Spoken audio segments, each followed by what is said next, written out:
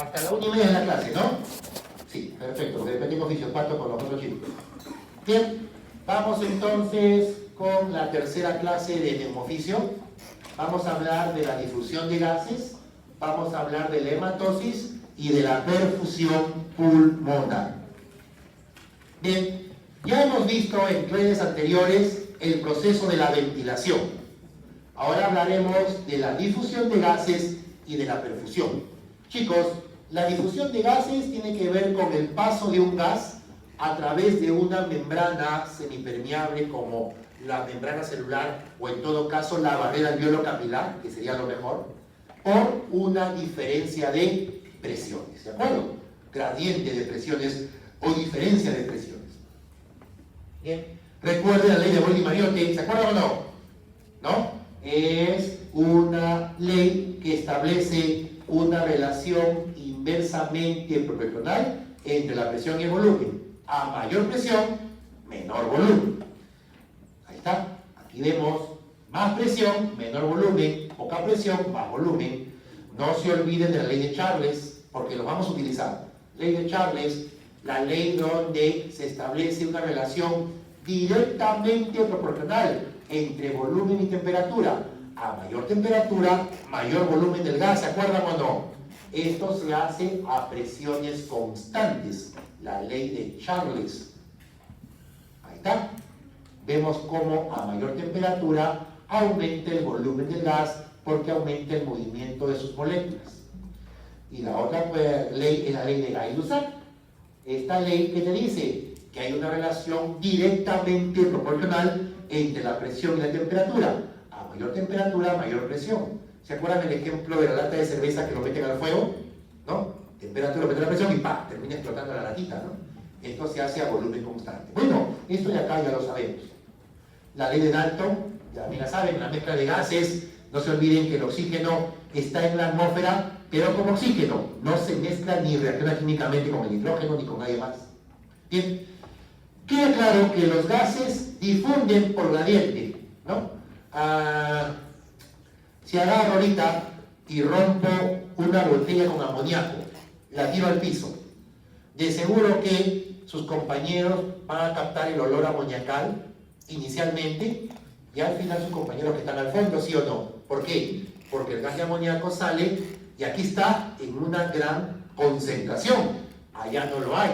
Entonces se va a comenzar a desplazar de un lugar de mucha concentración, o si quieren decirlo, de mucha presión de gas, a un lugar donde no lo hay.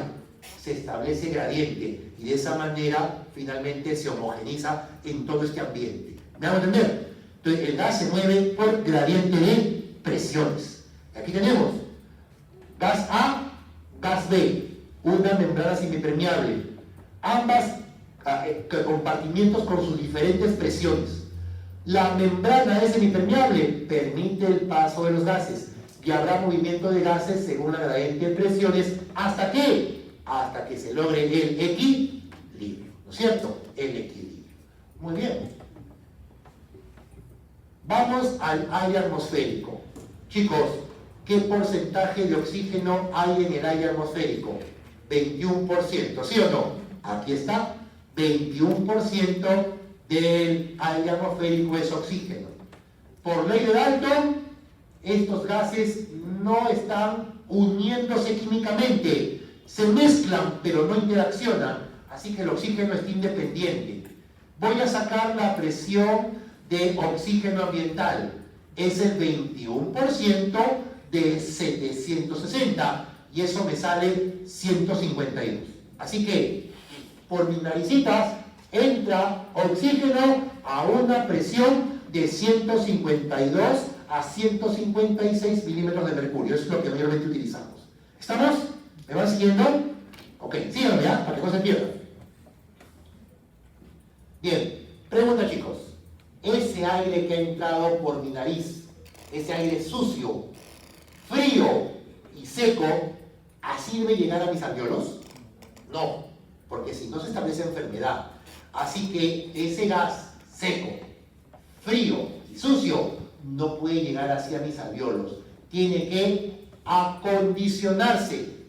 Y el acondicionamiento del aire ocurre por la mucosa respiratoria, que le da calorcito, que le da moléculas de agua y le roba las partículas contaminantes. ¿No les ha pasado que se levantan en las mañanas como todo ser humano, van al baño a lavarse y cuando tosen o cuando se suenan, sale una formita plomiza, a veces con puntos negros? Y dicen, ¿qué pasó? Lo que pasa que es todos los contaminantes que han respirado durante el día, más aún si están pasando por lugares tan contaminados como el centro de Lima, ¿no? Que es puro Lima. Bien, bueno, el aire llega finalmente a los alvéolos limpio, caliente y húmedo. Pero pregunta, ¿en la vida todo tiene un precio, sí o no? Todo cuesta. Igualito, el gas, el aire atmosférico, para que se pueda acondicionar, tiene que pagar precio. ¿Y saben cuál es el precio a pagar? Aproximadamente 47 a 50 milímetros de mercurio de oxígeno. En pocas palabras, ¿cuánto había acá? 152. Al alvéolo solamente llegará 100. Los otros 52 los perdió como pago, para que me entiendan, por haber el aire sido limpiado, humectado y purificado. ¿Me entienden o no? Se llama acondicionamiento del aire. Así que queda claro que a los alvéolos solo le va a llegar 100. Solo le llega 100. Bien. ¿Cuánto es la presión de oxígeno de los capilares arteriales? Recuerden, chicos, que a diferencia de otros órganos, a los pulmones, la sangre venosa pobre en oxígeno viene por la arteria pulmonar y sus ramas, por las arterias, mientras que la sangre rica en oxígeno arterial sale por las venas. Es todo lo contrario, no se vayan a olvidar. Así que en los capilares arteriales que llegan al alvéolo, la presión de oxígeno es 40. Muchachos, en el alvéolo 100, en el capilar 40. ¿Se establece gradiente, sí o no? ¿Hay diferencia o no? ¿De cuántos puntos? 60 milímetros de mercurio. Y de esa manera el oxígeno pasa de alvéolo a capilar. Miren el CO2. ¿Cuánto es el CO2 en el capilar arterial? 45-46. ¿Cuánto es el CO2 en el alvéolo? 40. ¿Cuánto de gradiente es establecido? ¿60 o solamente 6 milímetros de mercurio? Solo 6. Y vemos que es suficiente para difundir. ¿Por qué? Porque el oxígeno necesita 60 de gradiente y el CO2 solo 6. Por lo que les he dicho, es 20 veces más difusible. ¿Me entienden o no? Requiere poco gradiente. Bien, el agua está ahí y no se olviden que el nitrógeno es importante para mantener a los alvéolos distendidos. ¿Cuál es la ley fisicoquímica que regula la difusión de un gas a través de una membrana semipermeable? La ley de Fick. No se olvide, la ley de Fick. Esta evalúa una serie de variables como es el coeficiente de difusión del gas, el área de superficie de intercambio, la distancia recorrida, pero hay otros elementos más que también entran a tallar. Miren, esta es la ley de Fick. Cuando más grande, más amplia es la membrana de difusión alveolar, mejor difusión de gases. Cuando más delgadita sea, mejor difusión de gases. Cuando la molécula sea más pequeña, mejor difusión. Cuando no tenga carga que origine repulsión electrostática, mucho mejor. ¿Se dan cuenta o no? Hay características propias de los gases que permiten difundir. Miren, todas las variables que participan en la difusión de los gases a nivel de la membrana alveolar capilar. Solubilidad del gas, coeficiente de difusión del gas, área transversal de la membrana, peso molecular del gas, polaridad del gas, temperatura del ambiente, espesor de la membrana, distancia recorrida, gradiente de presión y liposolubilidad. Justo, a mí me encanta mucho aprender sobre las guerras mundiales, me encanta, soy un aficionado, no es que sea un fan de la guerra, me gusta aprender de la historia de la guerra. y he tenido la oportunidad de viajar a algunos lugares donde ocurrió la guerra, ¿no? Y he estado hace poco en Berlín, y he estado en Múnich, y he entrado a campos de concentración, ¿no? Bien y conociendo. Y entré a las famosas cámaras de gas. En las cámaras de gas era un lugar donde mataban a estas personas, ¿no? De época muy cruel, muy salvaje. Y me preguntaba qué volumen de gas era necesario para matar a esta cantidad de personas. Y nos dijeron en el museo de que el volumen necesario era menos de 1/4 de litro de gas para matar el equivalente a cerca de 100 personas. Era el famoso gas sarín, ¿ya? Este gas sarín lo colocaban, inicialmente a la gente la metían con el cuento de que se iban a bañar, ¿no? Y mientras se bañaban, ya van instalando el gas, un cartuchito. Ese gas tenía las características ideales para que sea difundido rápidamente. Es decir, la muerte era rapidísima. Bueno, las personas respiraban, difundía, pasaba, y ¿qué originaba este gas? Lo que originaba era sofocación porque bloqueaba la actividad mitocondrial y bloqueaba la captación de oxígeno por la hemoglobina.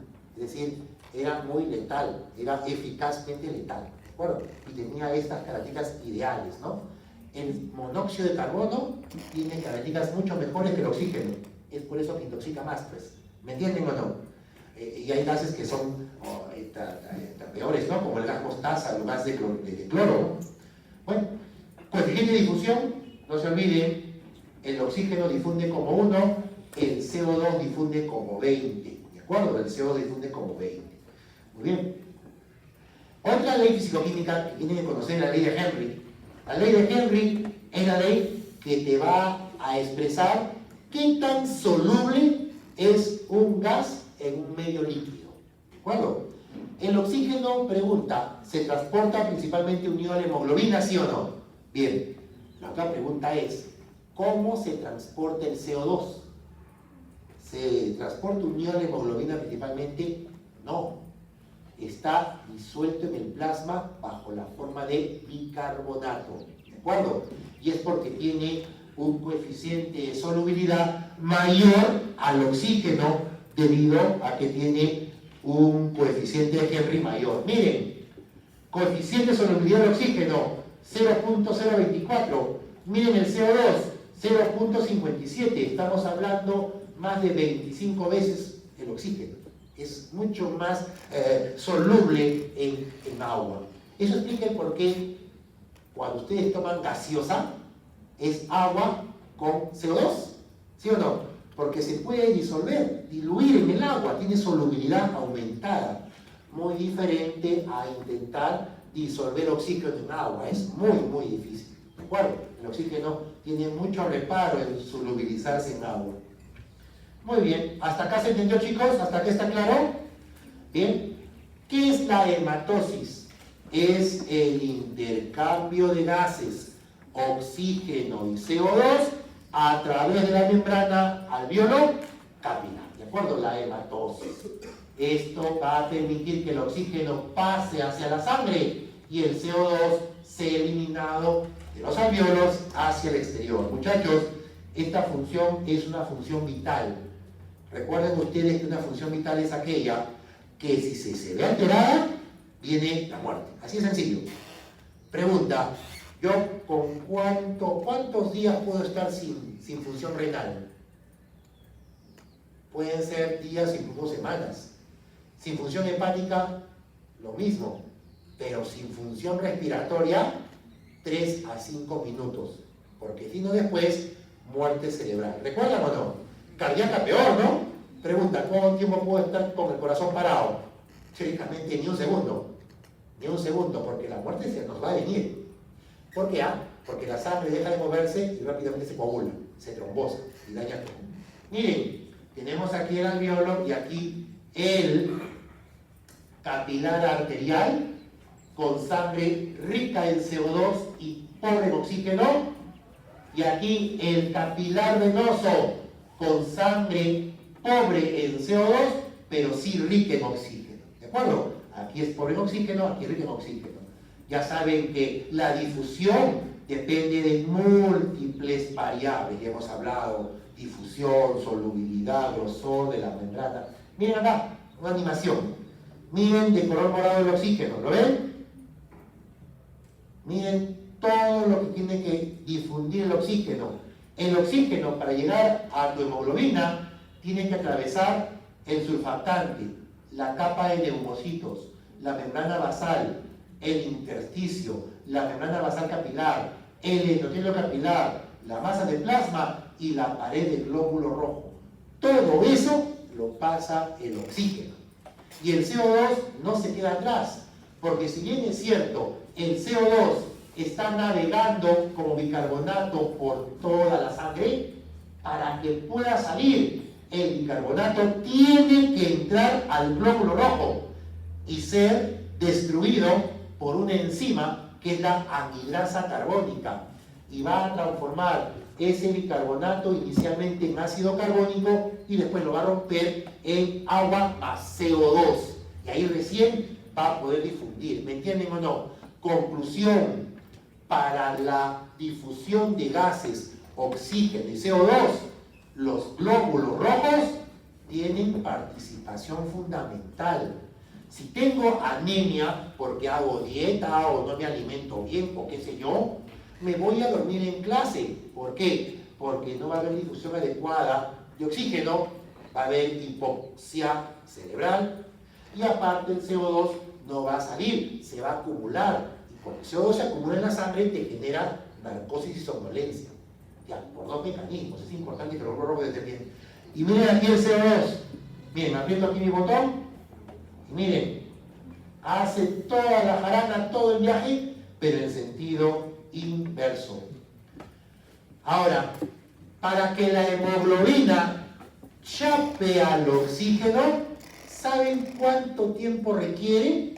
Requiere en total 3/4 de segundo, es decir, 0.75 segundos, para que el oxígeno pueda difundir y pasar a tus glóbulos rojos.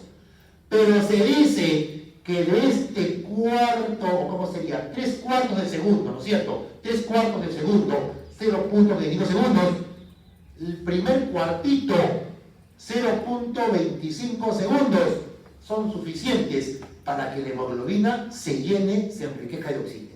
Es un fenómeno muy rapidito. Ya, 1 sería un segundo.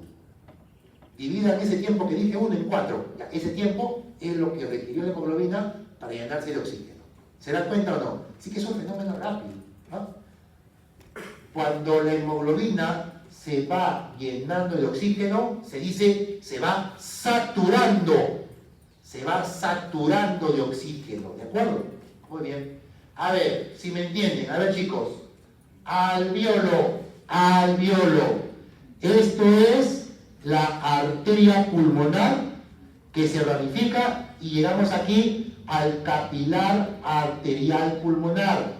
Ya saben que el capilar arterial tiene sangre venosa, oxígeno 40, CO2 46.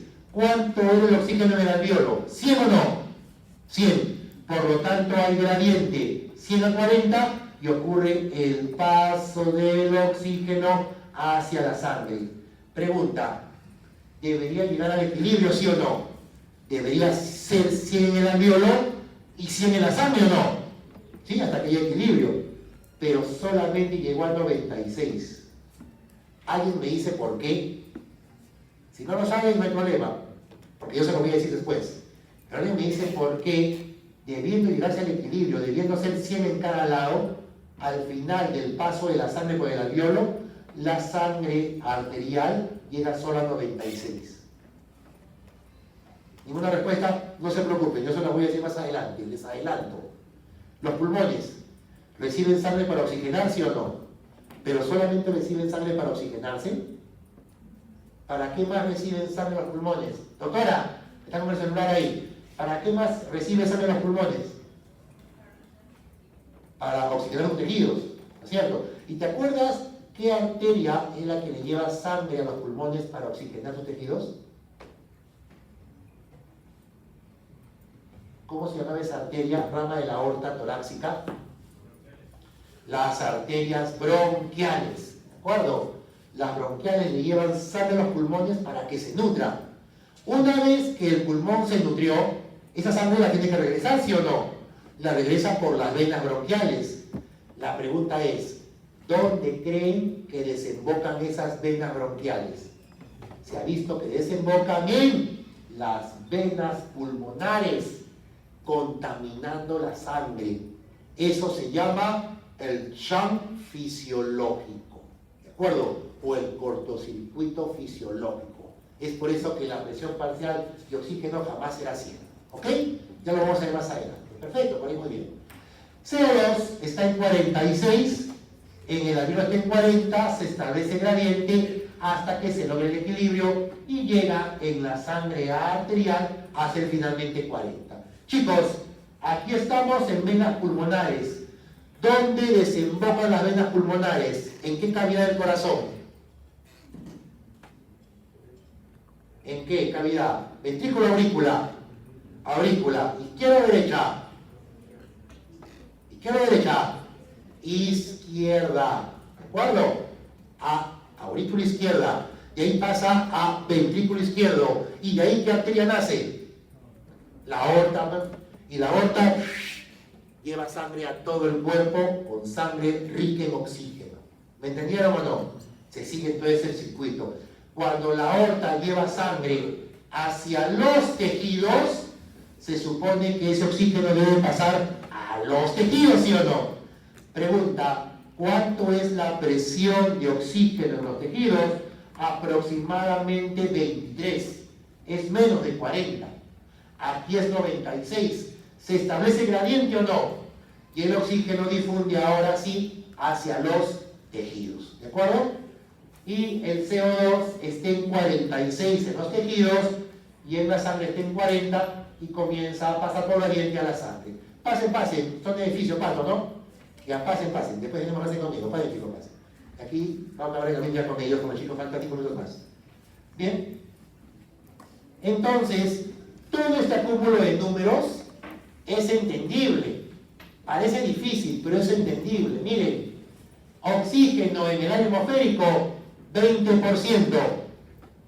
Oxígeno en el aire purificado va a ir bajando hasta llegar a 100. Va bajando, aquí es 100, aquí hay un error. En el alveolo, 100. Pregunta, a ver si es que me captaron y me voy feliz, porque he estado rellegando en los últimos días. ¿Por qué la presión de oxígeno es 120 en el aire expirado? Si era 100 en el alveolo. Dilo, dilo, dilo. Exacto, por el espacio muerto. ¿De acuerdo? El espacio muerto tiene oxígeno, ¿sí o no? Y te aumenta la fracción inspirada de oxígeno. ¿De acuerdo? Muy bien, chicos. Yo creo que nos vamos a quedar ahí. Nos quedamos... por último, antes que se vayan. ¿Cuánto es la cantidad de oxígeno que se requiere como mínimo para no morir? ¿Saben cuánto es?